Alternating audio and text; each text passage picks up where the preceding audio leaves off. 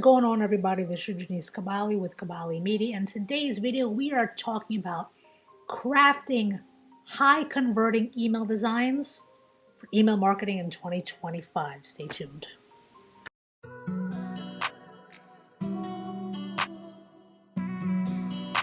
We're talking about 2025, what is staying, what is going. A lot of this may be repetitive from 2024, but that's okay because I'm updating you because best practices never die. There's always going to be rules in the marketing field, in the email marketing field, in order to do things right, to get the best engagement, to get the best everything so that you want to get out of your email marketing plan. So let's start with mobile first email design, responsive layouts. Single column layouts seem to work best. We're not going to get very industry specific in this one. We are just going to talk about if you do a single column layout, you're more likely to see improving mobile engagement, maybe by a couple percent. Now I'm just going by real life examples that I've dealt with in the past. I've seen a 30% lift in engagement just because the responsive layout is immaculate. Some companies don't send mobile responsive, I get it. But this is where you want to thrive and create these amazing types of mobile designs in order to get the customer's attention. Using very friendly CTAs, big bold buttons, great colors, book now, shop now, buy now, increasing mobile click-through rate. I've seen it go as high as, really high in percentage, but one that I'm talking about is about 20% in one of my clients. We'll just say it's travel and we'll leave it at there. And then optimizing fonts and images, compress images, scalable fonts, reducing load times by, let's say, 40%. Again, these are all real world examples from what I've seen. That's a big jump and a big hit. If you're doing things the right way, there's no reason your email shouldn't succeed. Mobile first email design. Interactive emails that increase engagement. Tap to reveal your discount. A beauty brand, and I'm talking about, I don't want to get too into industries, but let's just say a beauty brand uses a tap to reveal your discount, resulting in a 25% increase in clicks. So interactive emails, these are great. Surveys and polls.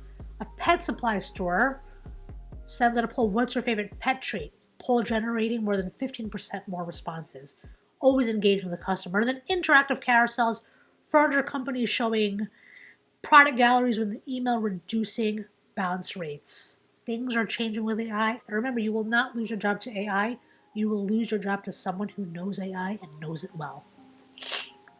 Importance of white spaces. I really don't feel as though people know how to utilize white space correctly. You need the email to breathe. You need the design to breathe. If you space everything out, you're more likely to improve conversion rates. I've seen some of my brands, they've spaced out the layout, put a little white behind it, and it improved their conversion rate by 18%. Pretty good deal. Focusing attention on key elements, using white space to highlight. CTAs, increasing clicks. Let's say you want to get donations. I would increase that white space around this bold, beautiful button.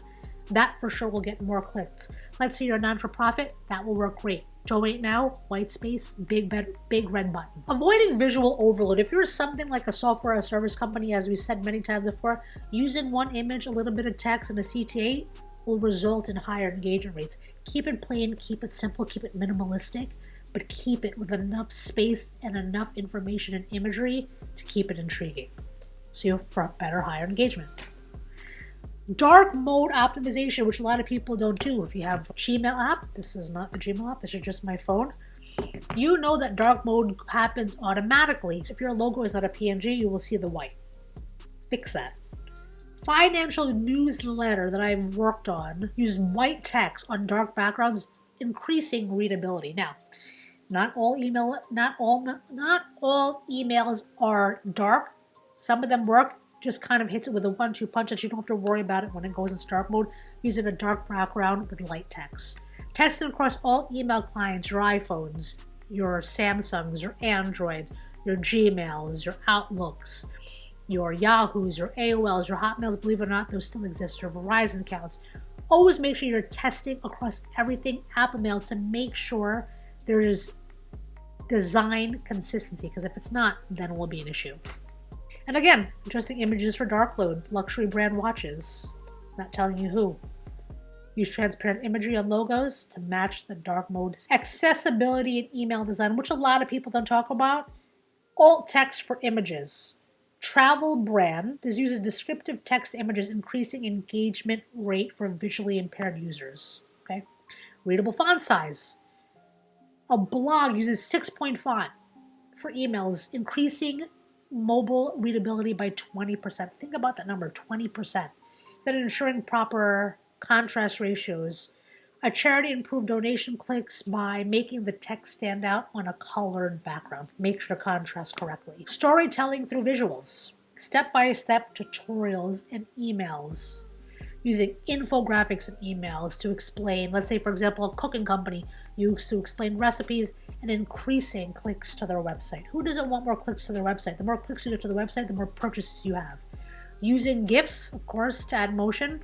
I think GIFs are funny. Sometimes they can be a little overkill, but just make sure you're using GIFs correctly, and then you'll see a pretty good, I believe you'll see a pretty good increase in engagement.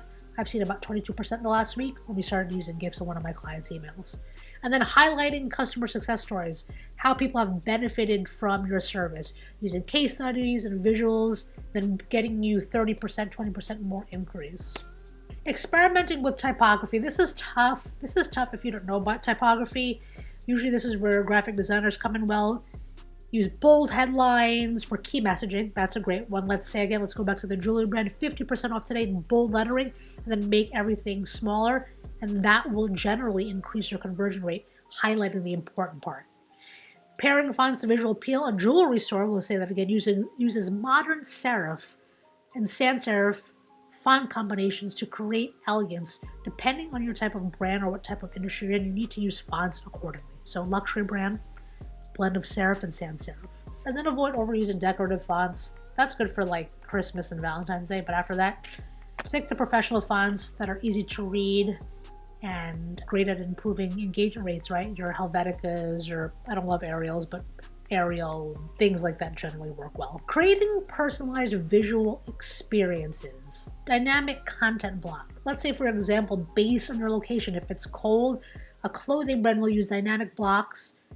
If it's cold there, it will show all cold weather clothing. If it's hot, it will show hot weather clothing. Using the customer's information to create these personalized visual experiences based on where they are. Adding personalized images. A subscription service uses high first name on product previews, increasing clicks by 18%. Personalization, one of my favorites, if not my favorite, plays a big role, so always remember to personalize. And then location-based visuals. A real estate company is sending specific emails tailored to each user's preference. Say they live in New York, Miami, DC, LA. Depending on that, that's the type of email they're going to use. That's the type of imagery they're going to use. Gamified email design. I've seen this a little bit, not too much, but it's coming into fruition. Spin to win elements, right? You click on the email, the thing spins, generating 35% more clicks. Generally just the GIF that moves, but use it. Interactive reward progress. You see the bars moving up and down when you, let's say, showed users how much earnings they had, and the email moves up and down depending on what they bought.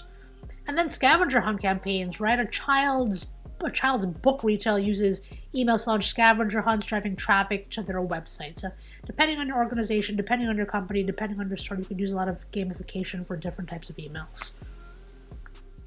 And then, of course, leveraging AI for email design. If you're not using AI, you can start to use AI to recommend, let's say, destinations in your email, depending on user preferences. Maybe getting, you could get imagery, you can do something like what are the customers buying to encourage certain recommendations for destinations. If you're a travel company, let's say, predictive content suggestions, things you may like, books you may like. If you're a bookstore or Amazon, products you may like. You see it all the time in your feeds, increasing sales by a good number percent, like 20%.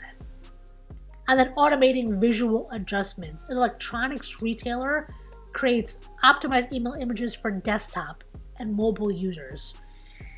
AI is creating a lot of things, so I would use it to your advantage. And there it is, a short video for you. speaking about crafting high converting email designs in 2025. I hope you enjoyed this video. If you didn't, that's fine too. Leave a comment down below, like, share, and subscribe. Hit the notification bell. You can visit the socials. You can email me at jcabale@cabalemedia.com. You can like, share, and subscribe. You can go to cabalemedia.com, get your free 30-minute consultation, all things email marketing. And yeah, that's it. Happy 2025 again. This is Janice Cabale with Cabale Media. I'll see you at the next video.